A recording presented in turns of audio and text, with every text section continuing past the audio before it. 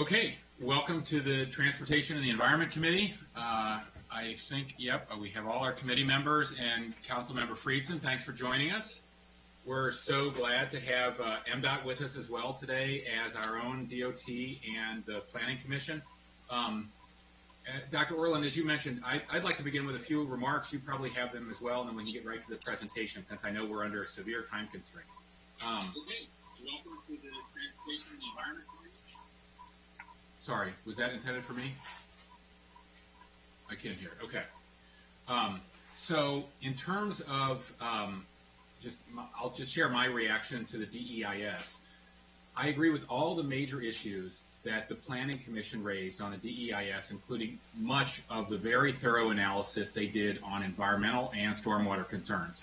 I know that MDOT has, as I mentioned, imposed a severe time constraint on us today that will prevent us from having comments from our DOT and from the Planning Commission. That's really unfortunate, but we won't be able to go through all their concerns today, but I'll just highlight a few of mine. Well, more than a few. One, on the I-200 alternative, I strongly agree with the Planning Commission. The Montgomery County Council and the Prince George's County Council jointly requested that MDOT include our preferred alternative for further modeling and analysis. And so that means the smartest transportation analysts in our two counties believe that's worthy of study. We did not include the I-95 segment in our recommendation, and so to me it feels beyond cynical and disappointing that MDOT would alter our proposal and then use that rationale as the reason given for not including our well-considered proposal in their analysis. Blithely refusing to study alternatives put forward in good faith by the elected leadership and the professional transportation planners who work for the very residents whose lives will be greatly disrupted by this project is the most cynical type of government decision making. It's really offensive and reflects very poorly on the administration. Secondly, on equity, I'm very dismayed by the fantastical conclusion that the equity and environmental justice analysis of the DIS that everyone will benefit from this project. We know that by definition, managed lanes benefit those with the ability to pay, and it's well established that privately managed lanes have a perverse incentive to maintain congestion in public lanes, or there would not be a speed differential. Imagine if we allowed WSSC to provide really clean and safe water for those who could pay for it, and mostly clean water for the rest of us. That would not be seen as equitable, which is exactly why we don't allow it. To quote the Planning Commission, to simply conclude that everyone is benefiting with travel time savings when the project design does not provide equitable access to the managed lanes creates another layer of inequity. The equity environmental justice evaluation in the DEIS falls far short of any best practice equity analysis. So let me be clear to MDOT, one of the most important priorities for this county council is striving to achieve equity. I know our colleagues in Prince George's and Frederick County feel the same way, yet this project that runs through the heart of our counties fails to meet those goals. Third, it's shocking to me that after the unprecedented failures of the Purple Line P3, MDOT is rushing forward with a new P3, larger in scope and impact. At this point, it's professional malpractice not to include estimates for extended litigation, for cost overruns for design changes, land acquisition, and construction delays. If MDOT wants to avoid some of those costs, it could make the record of decision for the DEIS concurrent with the phasing. If the agency doesn't do this, it's going to jeopardize the entire project. I've argued since the beginning that MDOT should focus on the parts of this project that there are broad-based consensus for, such as revamping the American Legion Bridge, and set aside the more controversial aspects of the project for later. Fourth, regarding the comment period, there's 18,000 total pages of this DEIS and associated documents. So if a constituent wishes to skim through this document in 90 days that you've allotted them, they would have to read 200 pages per day for 90 days. 44 environmental and community organizations, our own county executive, Senators Van Hollen and Cardin, Congressman Raskin and Brown have all asked for a delay in the public comment period for the DEIS. I cannot understate how much I expect MDOT to extend the deadline for public comment because this deadline does not work. Fifth, the hearing schedule that's been proposed is unworkable. School is starting up soon. We're currently in a pandemic. MDOT must move back the hearing schedule and offer many more opportunities to collect public feedback virtually. I'm sure MDOT does not want to leave the public with the impression that they're exploiting the distraction of a global pandemic and a historic economic crash to rush forward with a project that's been poorly planned and unsupported by the public. Sixth, the Planning Commission did not have a thorough discussion of the financial concerns of the project because it's been out of scope of the review. We're extremely concerned about the costs of the project to the state and to taxpayers, and we already know, not thanks to MDOT, but thanks to a whistleblower, that the costs of utility relocation for WSSC pipes alone could exceed $1 billion. Seventh, the statement does little to address the new realities we're in due to COVID-19. Circumstances have changed significantly since this was started. Traffic patterns have changed dramatically. The way we work will be impacted going forward. Experts are planning greatly reduced traffic congestion.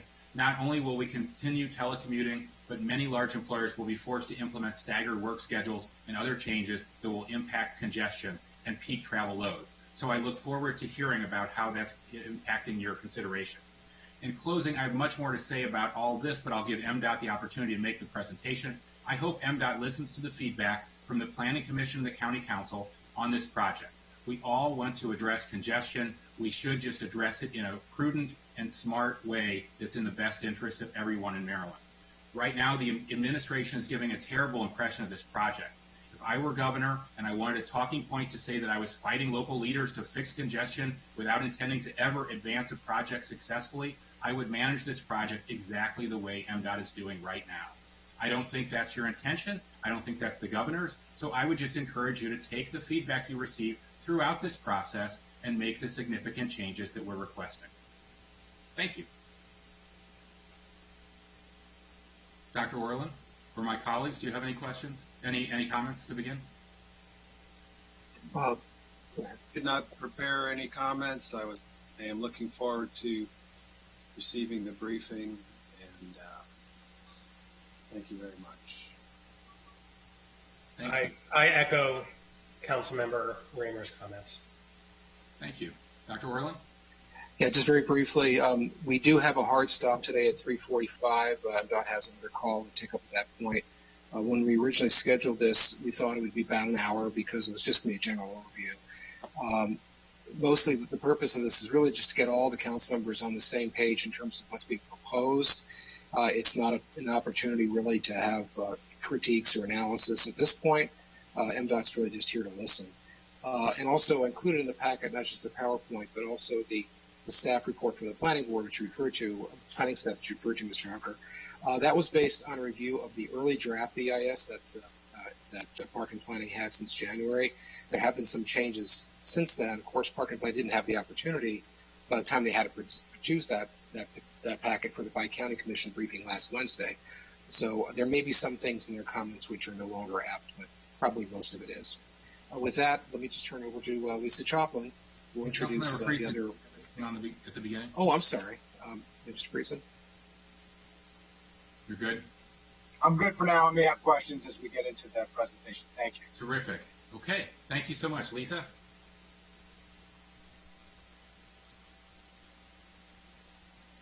Sorry. Hello, everybody, and good afternoon. And first, Councilmember Hucker, you said you said a lot of very important things, but two things I wanted to really hone in on is your comment regarding MDOT SHA listening, not only to the council, but the Planning Commission, as well as all of the public and other stakeholders. And so listening is what we're here to do.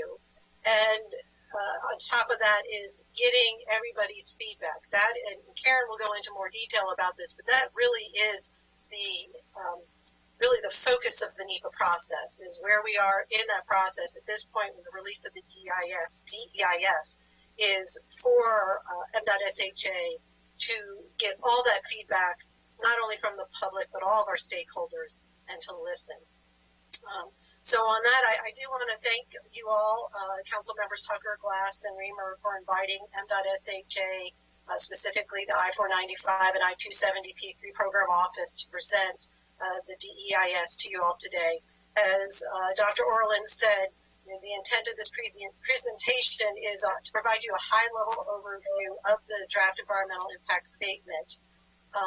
We value your input, Montgomery County Council's input in the development of the I-495 and I-270 managed lane study.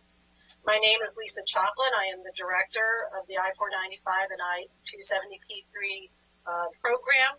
I also have with me today Jeff Folden, who is our deputy director, Karen Brookman, who is our environmental manager for the managed lane study, and Sean who is our strategic communications and intergovernmental affairs manager. Karen will be going as the environmental manager, will be making the actual presentation today. So with that, I am going to put myself on mute. I am going to share my screen and cross my fingers that Karen can see it, and we will start the presentation.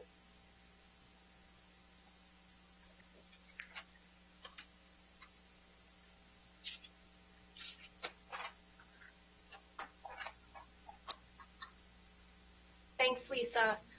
Good afternoon, everyone. I just want to echo Lisa's appreciation for the opportunity to present the overview of the DEIS today. We certainly value the Council's input on the development of the managed lane study.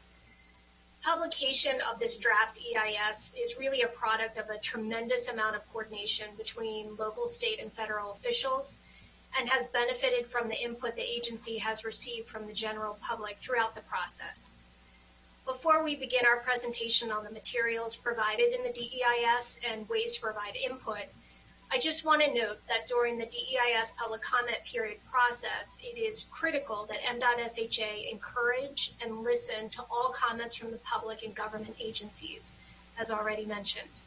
The public comment period is really designed specifically to allow all interested individuals and groups the opportunity to review the information and make their views known to us. It's MDOT-SHA's obligation to consider all input we receive, consider all meaningful comments both individually and taken as a whole with the publication of the final EIS. In short, this is really time for MDOT-SHA and other agencies to listen. Next slide, Lisa.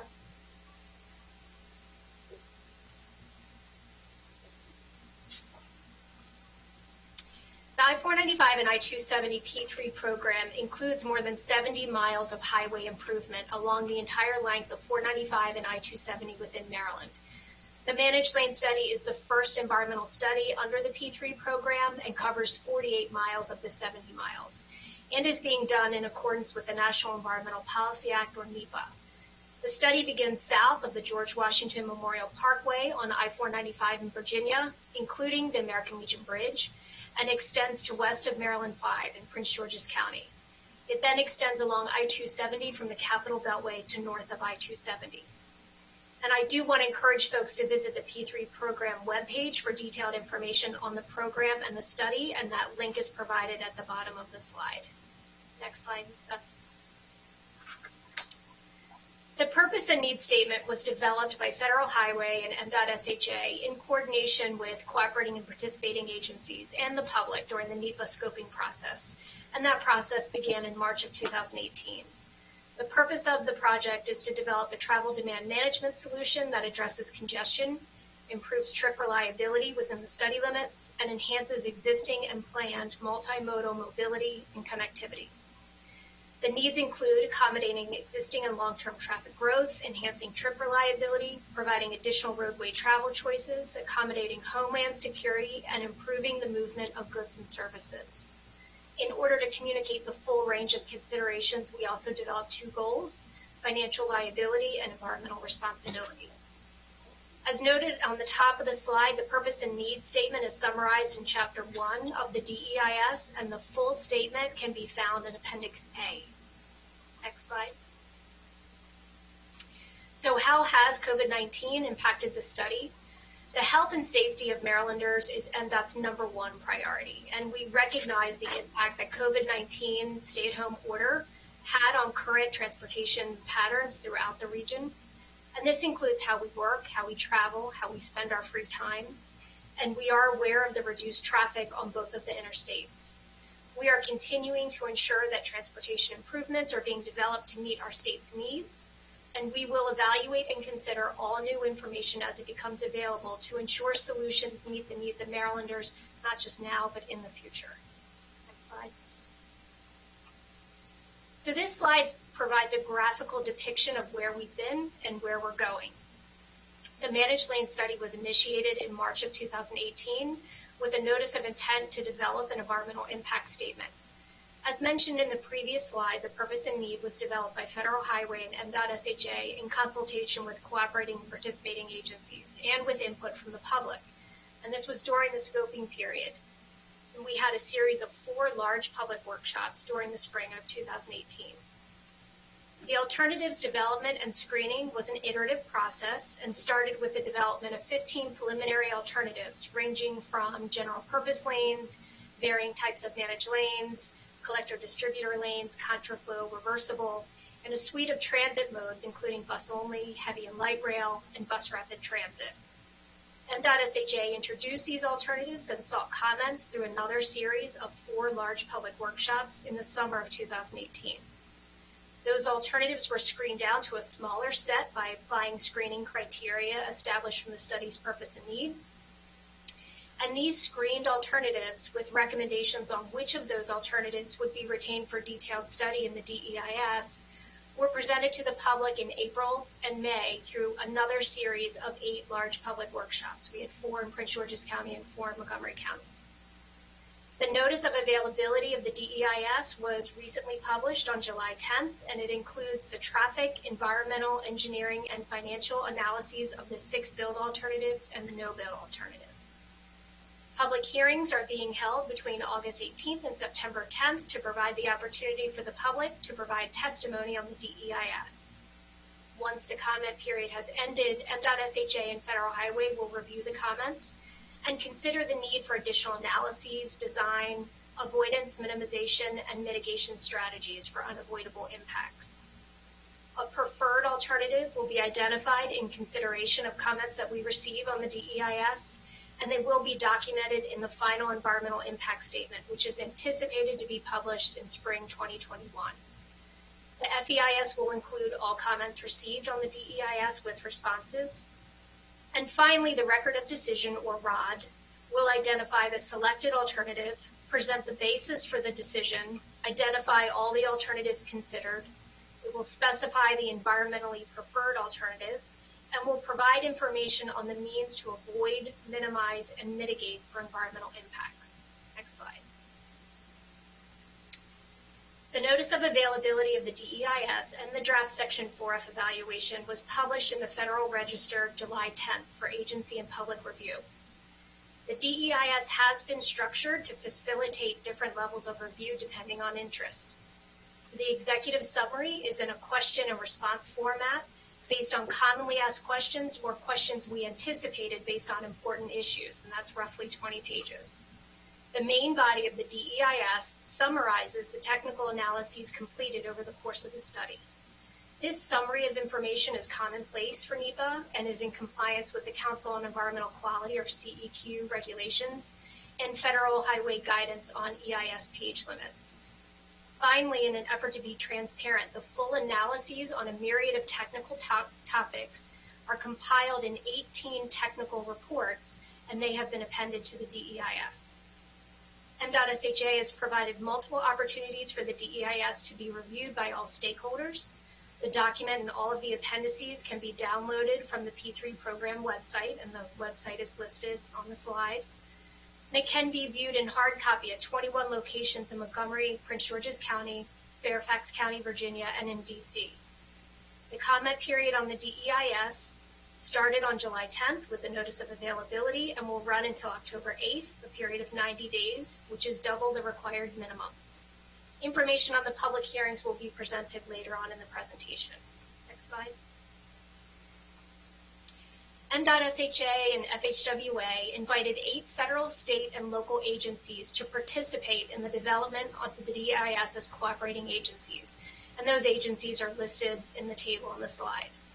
These agencies have jurisdiction by law or special expertise with respect to an environmental impact of the planned action.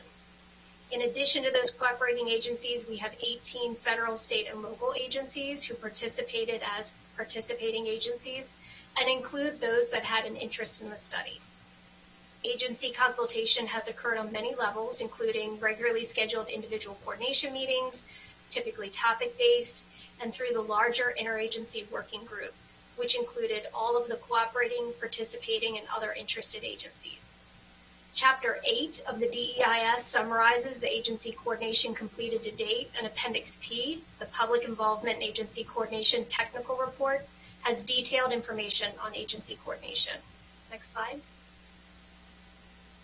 As mentioned in the schedule slide, M.SAJ has engaged the public at every step of the process, as public involvement really is a key component of the NEPA process. To date, M.SAJ has extensively engaged the public through large public workshops, individual community or stakeholder meetings, presentations to elected officials, emails and newsletters, and a myriad of other formats. Chapter 8 in the DEIS summarizes the extensive public engagement process, and again, Appendix P, as I mentioned before, provides detailed information, including all the comments we've received to date. Next slide.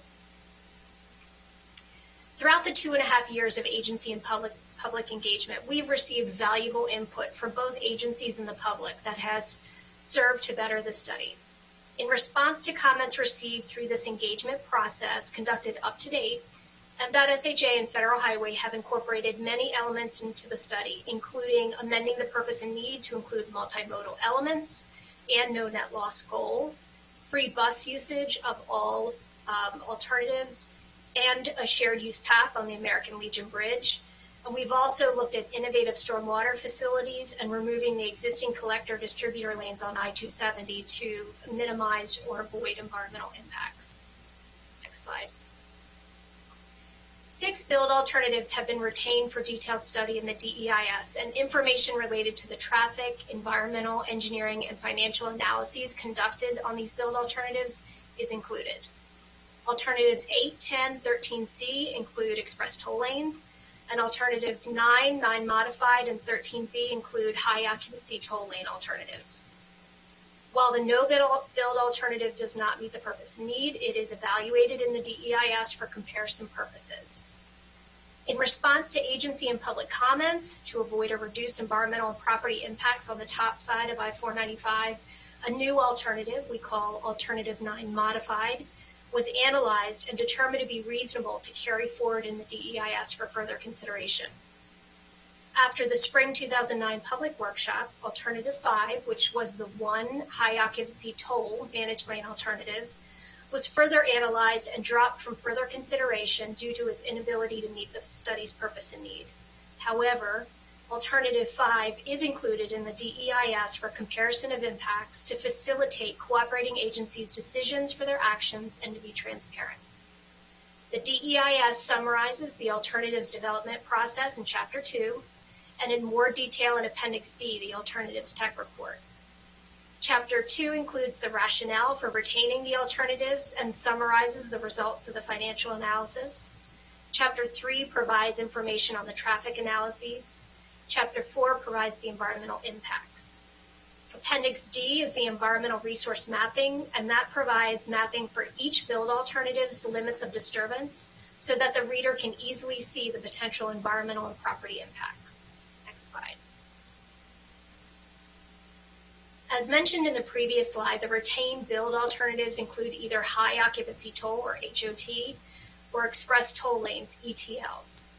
High occupancy toll lanes are managed lanes within the highway right-of-way that single occupancy vehicle motorists will pay a toll, a variably priced toll, and high occupancy vehicle motorists may use the lanes by paying no toll at all, and the toll payments will vary by time of day and level of congestion.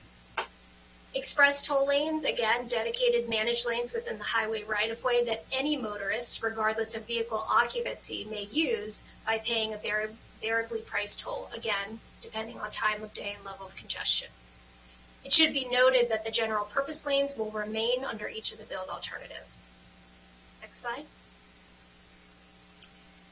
Chapter 3 of the DEIS summarizes the evaluation of traffic for the no build and the 6 build alternatives, including alternative 5 for comparison purposes.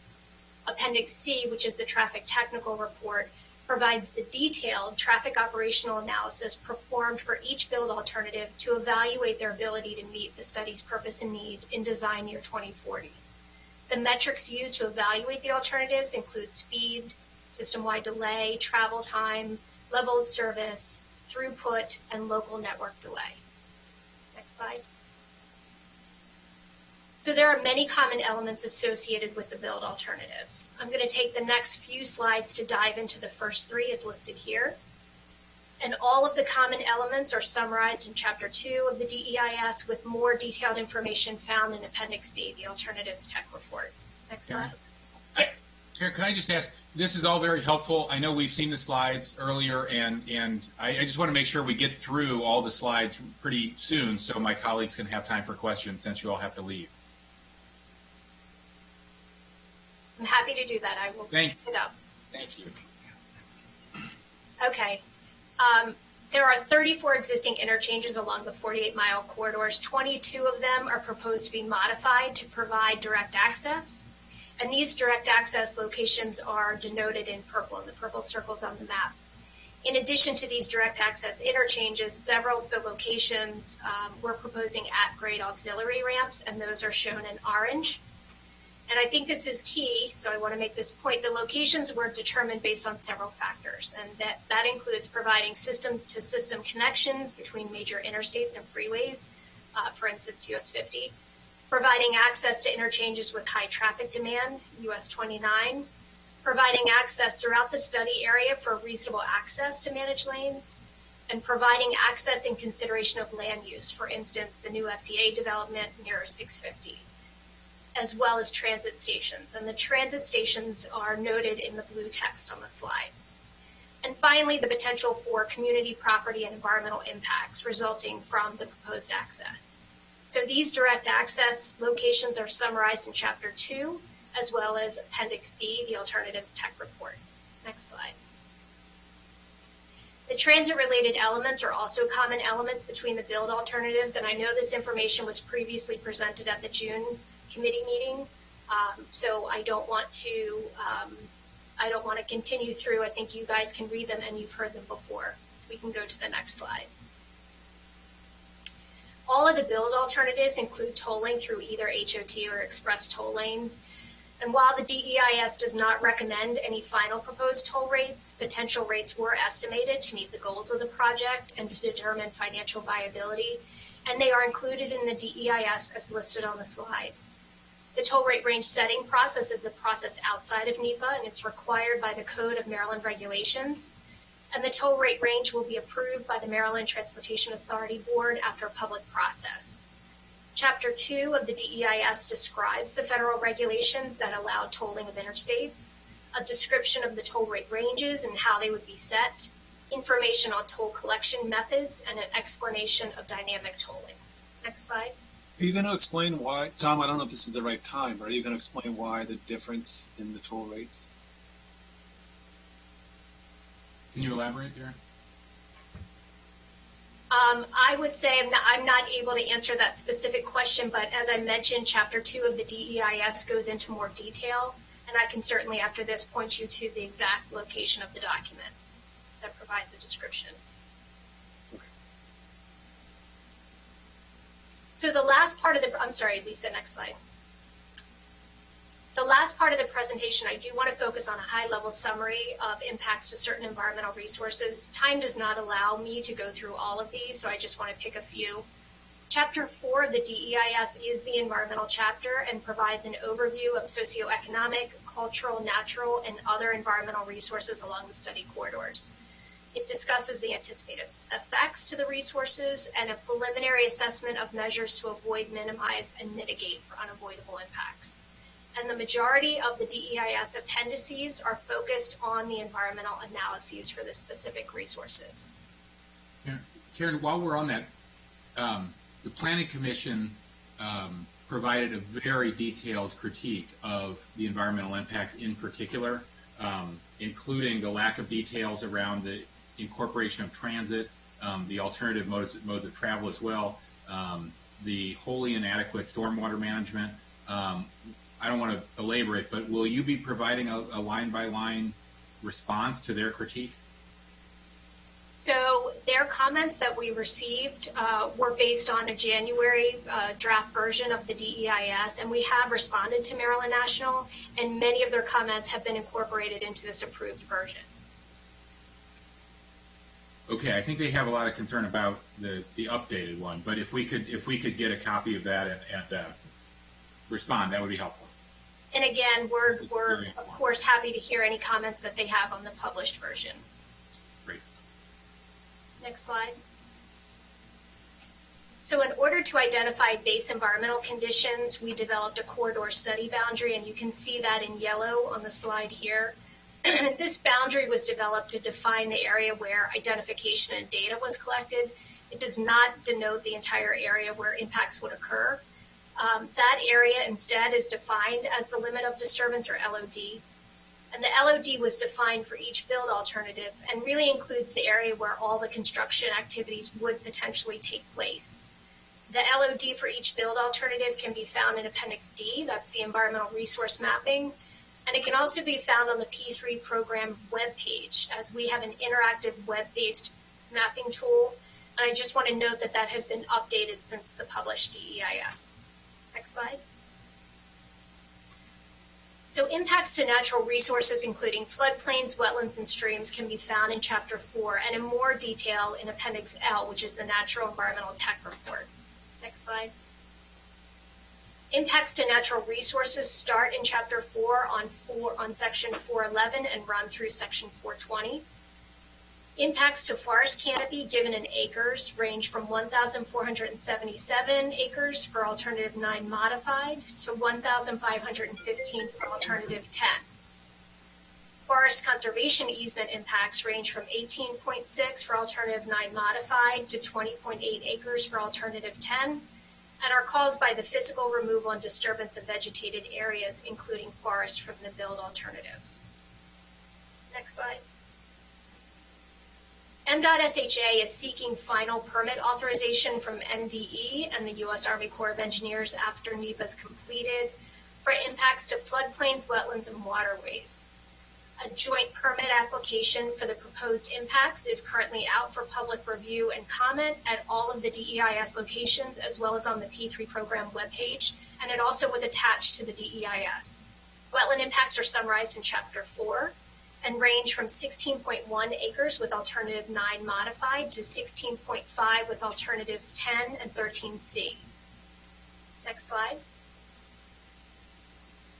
Socioeconomic resources were also evaluated in the DEIS. Again, they're summarized in Chapter 4, starting with Section 4.1, running through 4.6, as well as Appendix E, which is the Community Effects Assessment and Environmental Justice Technical Report.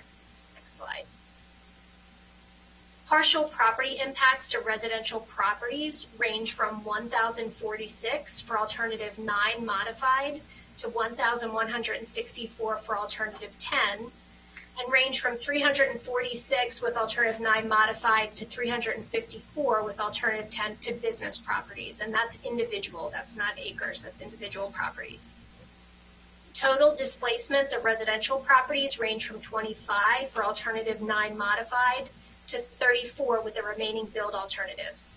And business relocations include 4 regardless of the build alternative.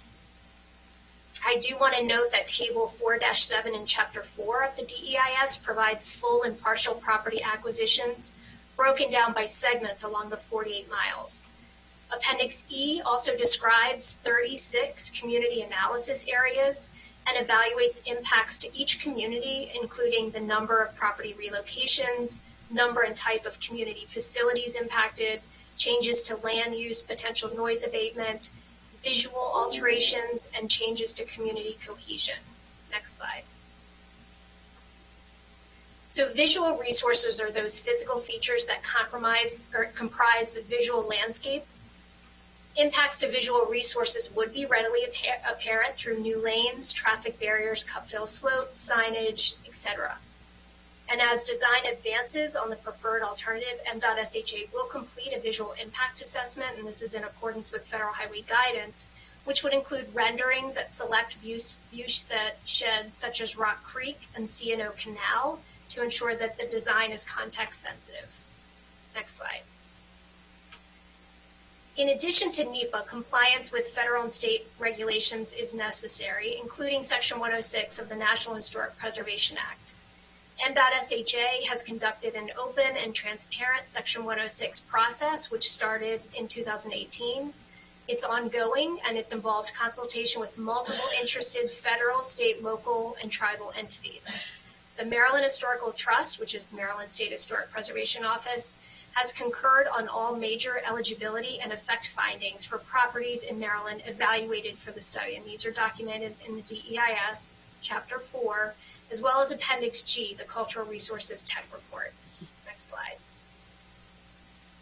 54 historic properties were identified within the area of potential effects, and this area is defined as an additional 250 feet on either side of the corridor study boundary, and that was done to capture anticipated visual, atmospheric, and audible effects. Out of those 54 identified historic properties, the build alternatives would have an adverse effect to 13. There are 7 where effects are not able to be determined at the time of the DEIS, either because these properties are adjacent to the LOD and we're not sure whether they will experience a diminishment, and it will depend on some final design information. These resources will be included, however, in a programmatic agreement, and the effects will be evaluated, and we will also look at avoidance, minimization, and mitigation as design advances. Next slide. The air quality analysis was done in compliance with the Clean Air Act and was done consistent with NEPA guidelines for air quality analyses for transportation projects. The Clean Air Act requires EPA to set standards for air pollutants, such as National Ambient Air Quality Standards, or NAAQS, for airborne pollutants. These pollutants include carbon monoxide, and an analysis of carbon monoxide was completed, and it showed that the worst case concentrations are expected to remain below the standards. We also did an analysis of mobile source air toxics, and it was completed for all of the build alternatives and revealed that emissions are expected to remain the same or slightly decrease compared to no build conditions. As part of that MSAT analysis, greenhouse gas emissions were evaluated, and emissions are expected to slightly increase compared to the no-build conditions in 2040, but decrease compared to existing conditions. This air quality analysis is summarized in Chapter 4, Section 4.8, and Appendix I, which is the Air Quality Technical Report, provides details on that full analysis. Next slide. So the objective of the noise analysis was to present the predicted loudest hour build traffic noise levels, to determine if these noise levels cause a traffic noise impact, and if so, to determine where barriers are likely to be feasible and reasonable along the study corridors. Chapter 4, Section 4.9 summarizes the noise analysis, and Appendix J, the noise technical report, provides detailed analysis. Next slide.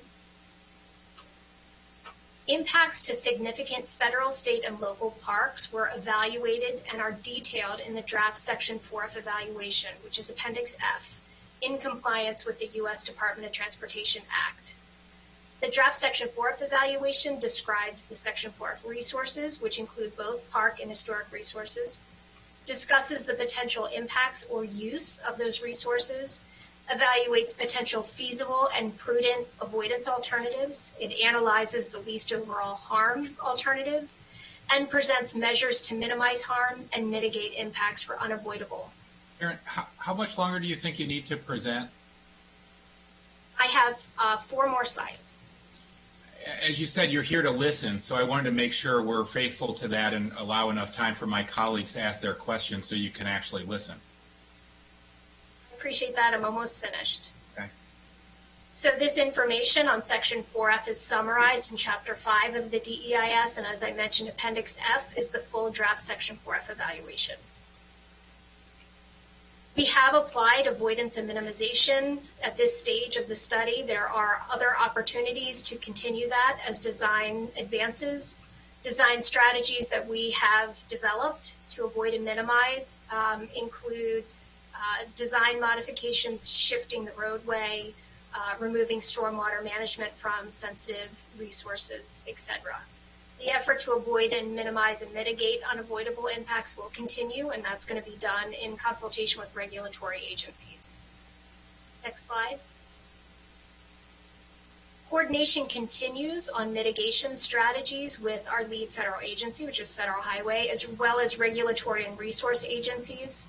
Some potential conceptual mitigation strategies are outlined in Appendix Q and include replacement of parkland, replacement of park facilities, restoration and landscaping of disturbed areas, wetland creation and stream restoration, just to name a few. Final mitigation will be committed to in the record of decision. Next slide.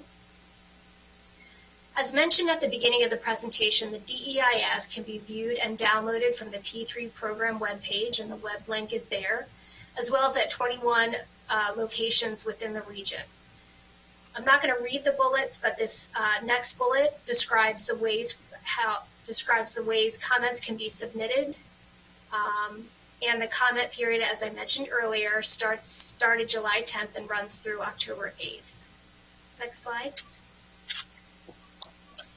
So MDOT-SHA is doing everything possible to promote full public participation in a safe manner during COVID-19 pandemic. We are hosting a series of 4 virtual hearings to provide an opportunity for people to participate remotely. For the 4 virtual hearings, the public needs to register in advance for one of the 3 time slots for each of the 3 virtual hearings, and I have the time slots are the morning 9 to 12, afternoon 1 to 4, and the evening 5 to 8. All of this information is on our webpage as well. Great. Yep. In addition to registering to provide live testimony at these virtual hearings, we've also provided other options to encourage participation, including leaving testimony by voicemail during the comment period, watching the public hearing as it's live streamed, or listening to the hearing on your phone. Familiar with public participation. Okay, so let me just move on to questions from my colleagues, since we only have 25 minutes before you have to run. Colleagues? Sure. You can text me, you can raise your hand. Councilmember Reamer, is that you? Okay. That was me. I'll start with 1 or 2, and then I'll pass the mic. What is the latest on the WSSC issue? I think the council has been clear that we will not fit any expenditures for this project in the WSSC capital budget. It's unclear to me whether the state really anticipated this or not. What update can you give us? Sure, Councilmember Rimmer, can you hear me okay? It looks like I'm frozen. I can hear you. Yeah, I can't see you, but I can hear you. Okay, so I'm going to take myself off video if you don't mind to try and, okay. So, as you said, we have been in discussions with WSSC. I think when I presented a month ago regarding the transit work, a similar question came up. We have actually had our first, what I would call formal partnering meeting with WSSC. That happened about 2 weeks ago. And so we as well as WSSC is committed to working through this process with them. The exact scope and cost of any utility relocations has not been determined. It's way too early in the process at this point.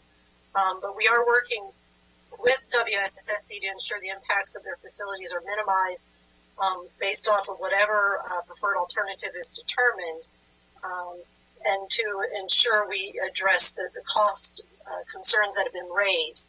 I think another part of your question was this fully contemplated by the state when we started this, and the wide estimate range of the program, which has been out there published for a long time, between $8 and $11 billion, did incorporate costs not only of WSSC relocations, but also other utilities. Okay, thank you. I think Chair Hucker may have already, made this point, but I just follow up before we lose that point without an answer. Lisa, I think, I appreciate that you're trying to minimize the cost to WSSC ratepayer, we all wrote to you making clear, as did the Prince George's County Council, that we were not prepared to raise the rates on our ratepayers, our residents, due to their utility relocation costs. Are you clear yet on who you expect to pay for the utility, as minimized as they are? Councilmember Hucker, I think as we've communicated in the past, we will be working with that or through that with WSSC as we proceed forward with the discussions with them. And part of that is also determining the actual potential impacts and costs related to them. Right. So you're not ready to say that you'll be asking the concessionaire to pay them. Is that correct? What I'm saying is I think that's premature in the process, and we will be working with WSSC through that. Okay. Thank you. Sorry, Councilmember Reamer. That's okay. We're watching that one closely. That's for sure. The timing for all of these comments, it does seem like it is rather fast. Are you considering extending this deadline so that there can be more time for the public input? So let me start, and then I'll defer to Karen, because Karen is the, when it comes to the environmental NEPA process, she is the expert for the managed lane study. But just on a very basic level, that decision is with the Federal Highway Administration. So as the lead federal agency, they are the only ones that can make a decision regarding extending the public comment period from 90 days to 120 days. So they are aware of the significant concern that has been raised regarding the comment period time frame, and we have been certainly in conversations with them, but ultimately that decision lies with them. Okay, I'll pass the mic. I don't know if if council staff has any questions that we're supposed to. Well, Councilmember Glass does, and then Councilmember Friesen. Okay, thank you very much, Mr. Chair and Mr. Reamer, for your questions. I recognize the time is short, so I'll limit mine to two questions I have. Yesterday in the Washington Post, there was an article about the Purple Line and the problems associated with that project, dating back to its the signing of the P3, essentially, with the governor, with that agreement. So my question is, what lessons, if any, has MDOT learned from the Purple Line situation?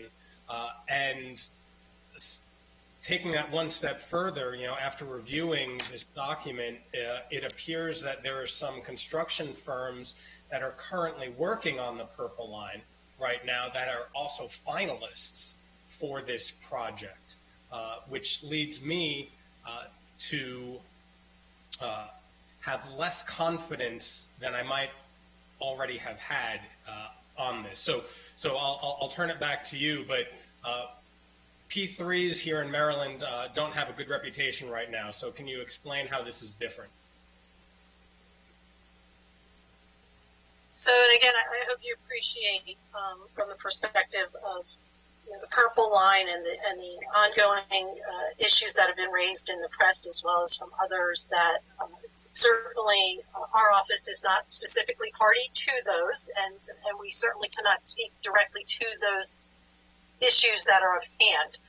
But I can tell you that as we structured this P3 for the highway, it was developed as what we call a progressive P3, which is focused predominant. Shouldn't say focus, but what that really means is it's a pre-development agreement. So when we next spring hopefully move forward with identifying the phase developer for this first phase and going to the Board of Public Works for their approval, it will be for an entity that is going to work collaboratively with M.SHA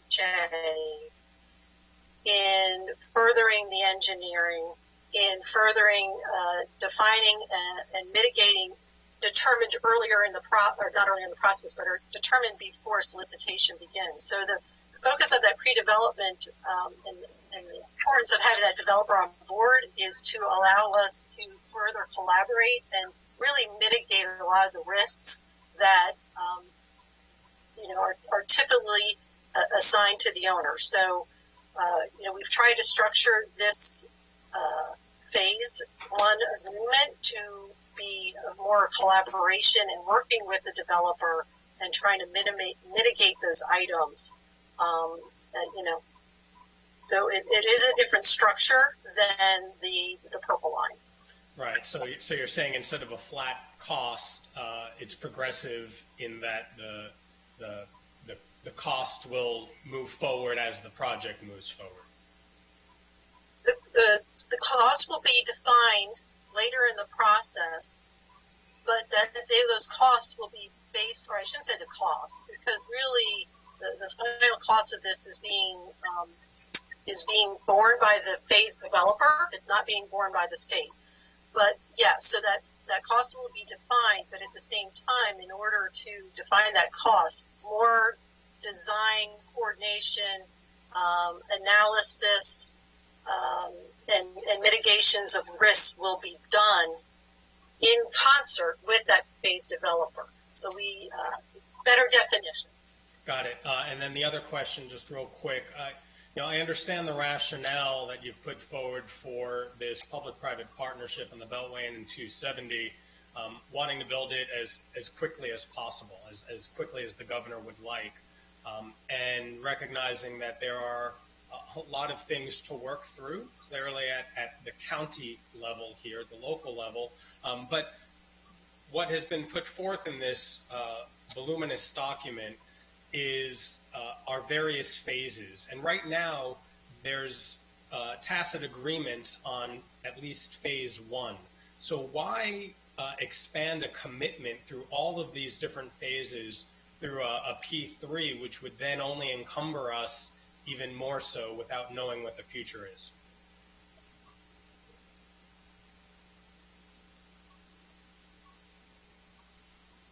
I guess I'm sorry, I'm not sure if I understand the question. I mean, to maybe better define how we approach this.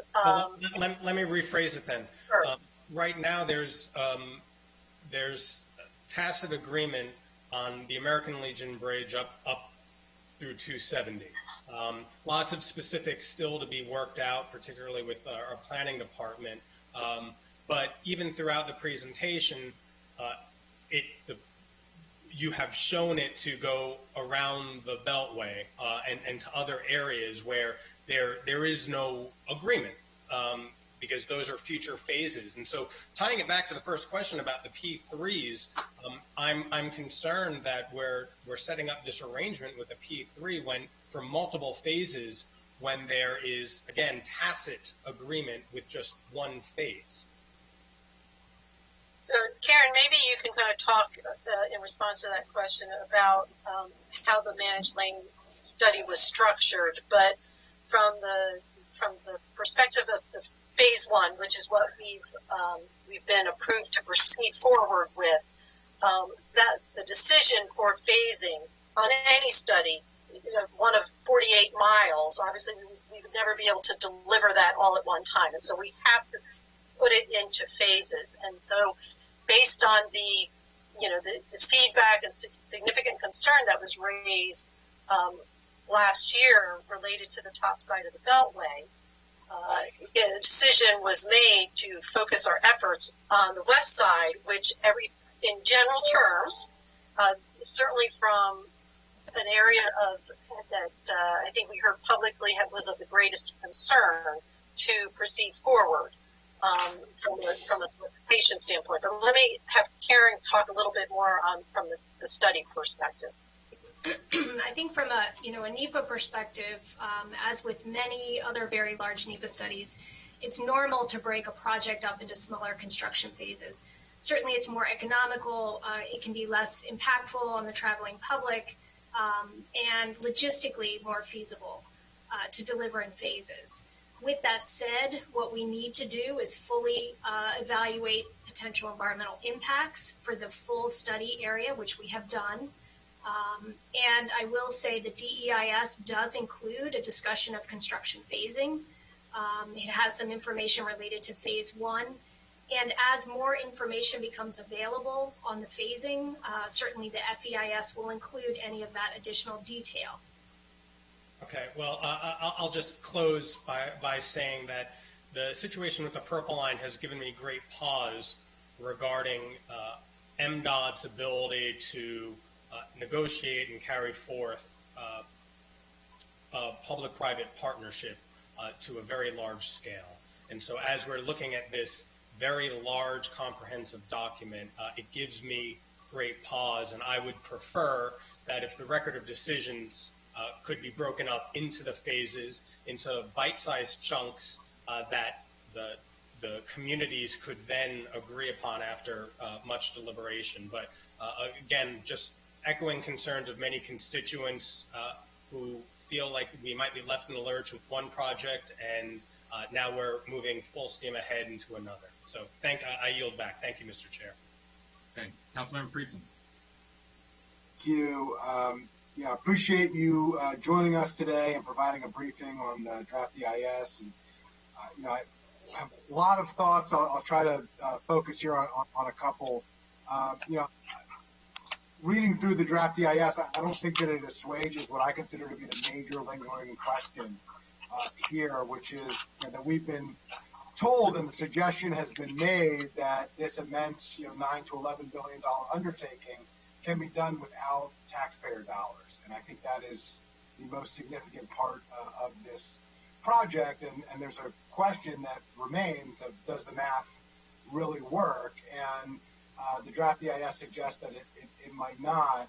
And it's particularly important because I'm afraid that in order to make the math work, that the commitments that are made in the EIS may not actually be able to be kept. And to me, that's a concern that we need to make sure that we fully understand.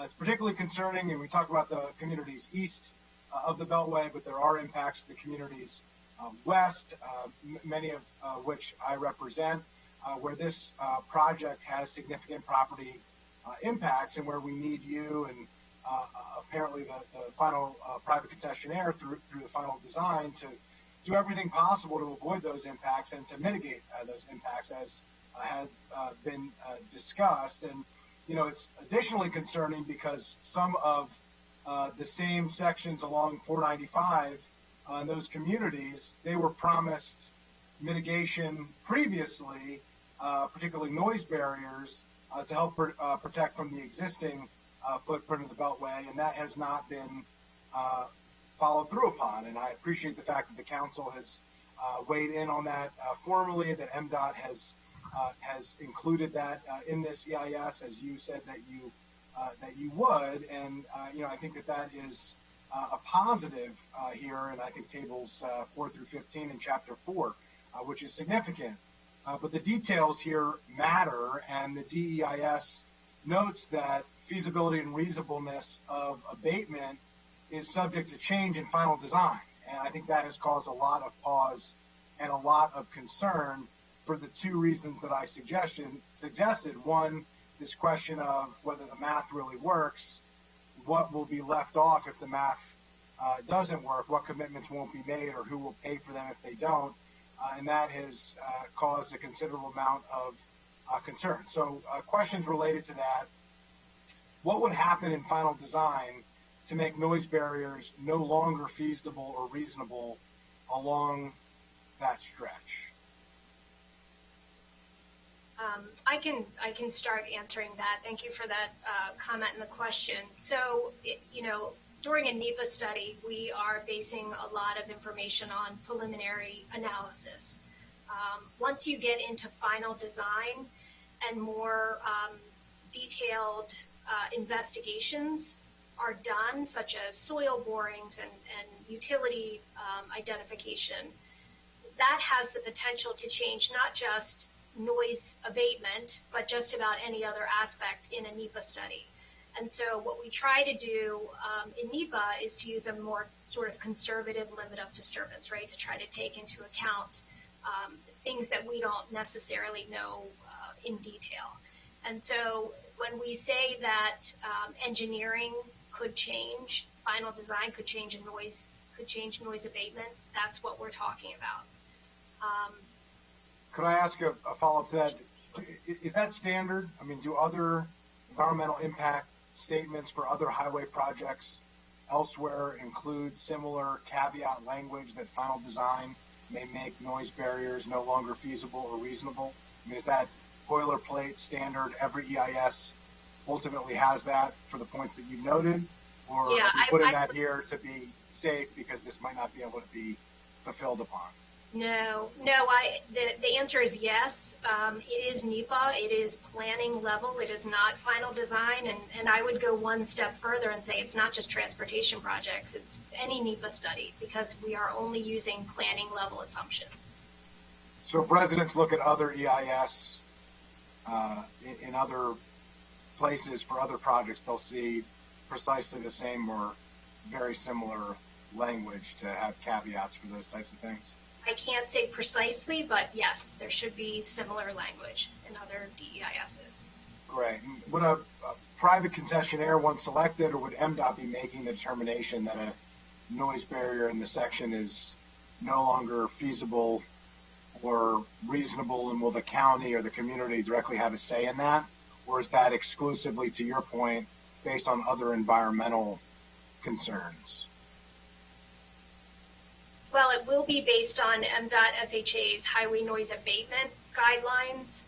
And I also want to make mention that in the record of decision, we will be committing to mitigation, so not just noise abatement, but other mitigation. And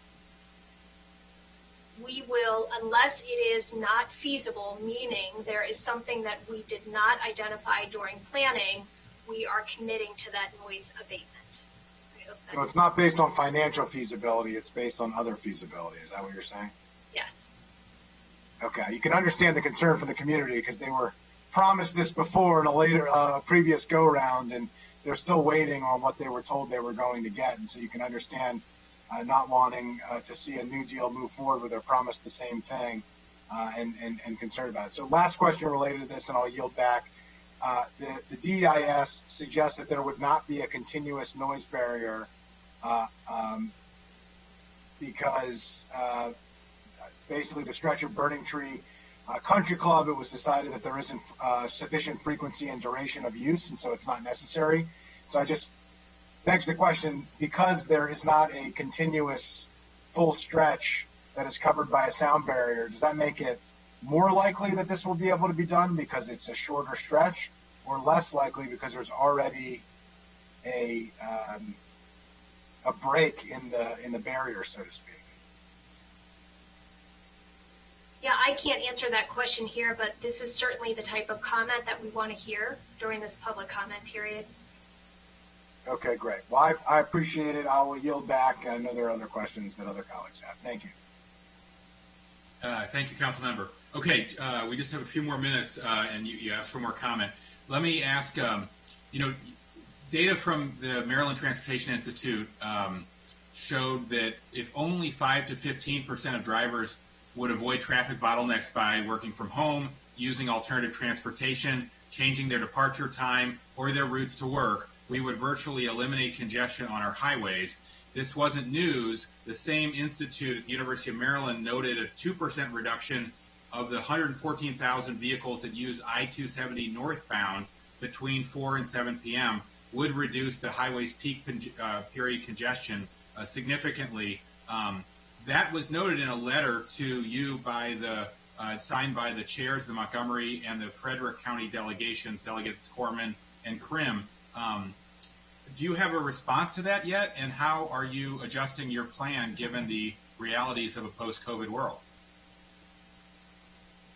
So, Councilmember Hucker, we did receive that letter, and that is with the Secretary, Greg Slater, for response. So that is at our Secretary's office that is preparing a response to that letter. But I can acknowledge that we did receive it. Okay, we're eager to see your response. The Washington Post also estimated that nationally losses for tolling operators are over $9 billion now nationwide. They're prompting operators to tap their reserves, delay capital projects, and cut jobs. what's MDOT doing now to proactively change your pre-COVID-19 assumptions to reflect the new reality? I also just want to add the International Bridge, Tunnel, and Turnpike Association wrote to Congress back in April asking for federal financial relief for toll operators because they're all losing so much money. Do you have thoughts on how that affects your plans? I'd say not specifically, but and I think we talked or spoke last month that this study as well as the program, which is will be delivered, at least phase one is delivered as part of that study, is not looking just at the short term, but also the long term traffic congestion in the state. Sure. I think when we spoke last, we were saying that the traffic on in the region, this is specifically to Maryland, had rebounded by about 80%. I think that is actually traffic has increased about 7% more, so we're only about 13% or so where we were at this time last year with traffic. So we certainly, and I will say, I think we encourage people to teleworking, telecommuting, and look at other opportunities beyond hitting the roadway. But the study, as well as the program, is looking at addressing long-term congestion, which, with adding a population to the region, it will need to be addressed one way or another. So we respect and certainly acknowledge the changes that have occurred since March, but we've got to look at the long-term solutions. Also, in the DEIS, the Maryland Transit Opportunities Commission noted a chart that showed afternoon traffic heading north on 270 in the regular lanes would actually become slower between the Beltway and 370 after the toll lanes were built. Do you have a comment on that? I can't comment. I mean, I don't know the specifics of that issue, but I would just say that, I mean, as Karen has mentioned, this document, and we certainly have acknowledged the large amount of information. I think we need, I shouldn't say you, but I think individuals need to look at the document in its totality, but I can't speak to the specific comment. Yeah, if you have a chance to look at that and respond, that would be great. It was reported in the Washington Post. And then finally, I don't, mean to sound overly skeptical. I only know the evidence that's been sent to me. Do you have evidence of other P3 projects that are moving forward successfully of this size and complexity in other states now? Yes, certainly. There is a lot of directly equivalent, I would say, to what we're proposing to do along the Capitol Beltway in 270. Especially in Texas, there's multiple projects in Texas that are managed lane projects that are, I would almost say, extremely equivalent as far as not only the type of project, but also the size and magnitude. So there's others around the country, but those are probably the ones that are a very equivalent comparison. Sure. Okay. Dr. Orland, you look like you're trying to get in. No? Okay, I'm getting waved off. Councilmember Reamer, last question. So partly this goes to you, I think, but let's talk about our process for weighing in. Glenn, what would normally happen here? The MCDOT would prepare a letter. The council would prepare a letter. What's the process? What are we looking at? Typically what would happen is that after the public comment period is finished, which if it stays, the schedule stays the same as it is now, and I understand that a lot of folks, including the council, is probably going to ask for a 30-day extension further. But if it stays with the current one, the last date for the public comment, I think, is September 10th, I believe I read. And so after that, we'll want to have all the public comments collected and analyzed, and have the planning board look at this and have them weigh into what their ultimate recommendation will be. Have the T&E committee take it up, and then go to the full council. And we want to do that on or before October 8th. Now, if we get an extra month, that would be great. But we would have a thorough review. We've done this before with the Intercounty Connector. We did it for Purple Line. We did it all sort of medium-sized and major projects. But we would want to make sure our comments get in prior to whatever the deadline ends up being. I see Chris has joined us.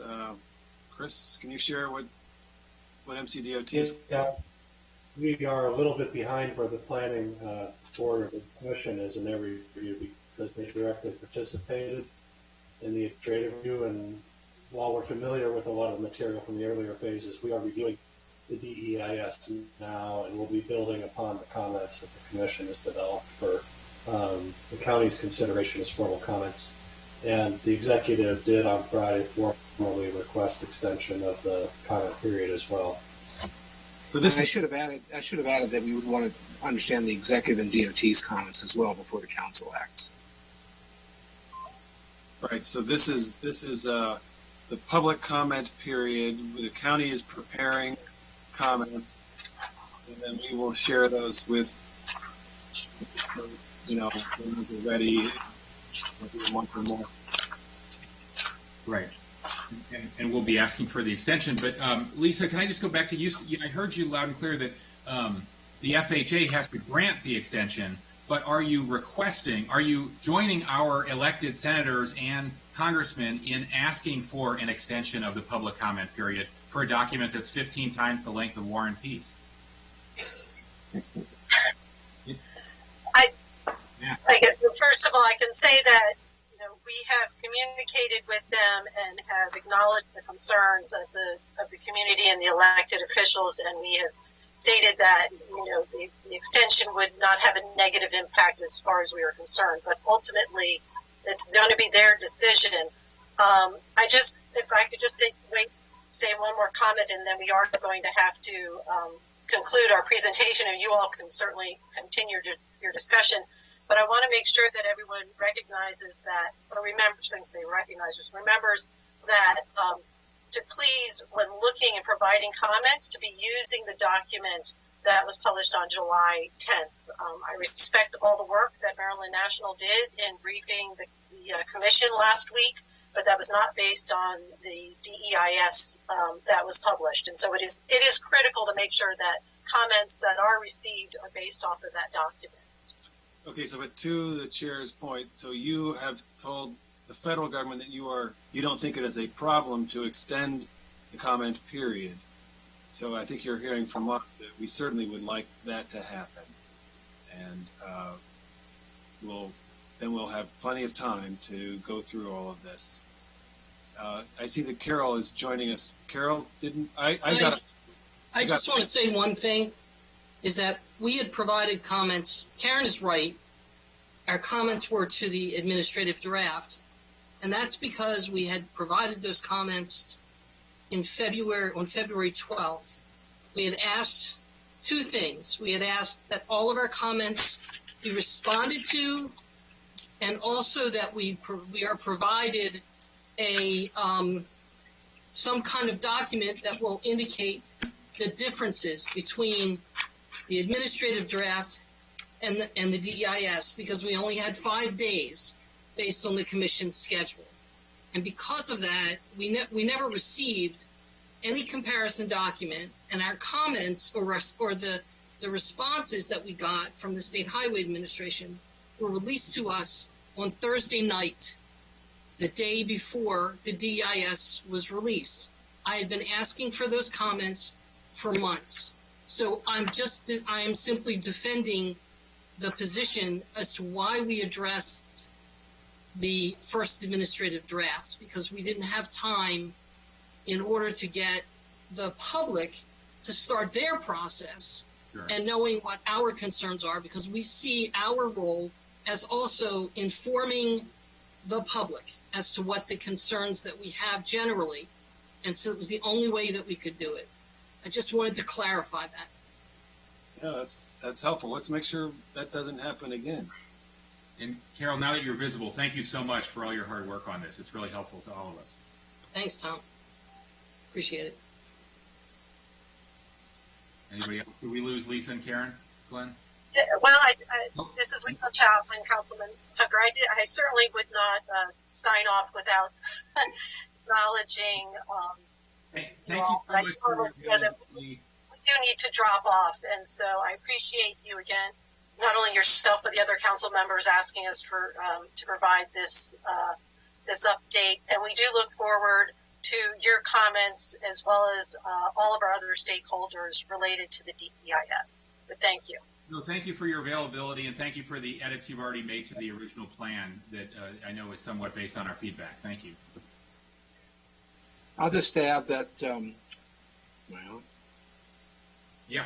I'll just add that I have reached out to Lisa, and she's agreed with her staff and me and with Park and Planning staff and DOT staff to find a way of collecting all of the testimony that's received, as long as that testimony is receivable, because we don't know what the schedule is. So we'll have all of that as well, in addition to the draft EIS and the technical reports to review before you take it up sometime this fall. Just let me clarify, Glenn, again, our discussion earlier today was that, we need to talk and discuss how we can try and address Right. that. But I did not commit that we would provide that at all. So we need to discuss it. But again, I'm sorry. We're gonna work on it. Okay. We need to sign off. So certainly continue with the meeting, but we will be leaving at this point. Okay, Thank you. Thank you. Thank you, Lisa. Thanks, Karen. Thank you. So, Dr. Orla, anything else? no, got nothing else. Are we good for Nothing now? else. Yeah. Okay. Thanks, everyone. Have a good evening. Take it easy. See you tomorrow.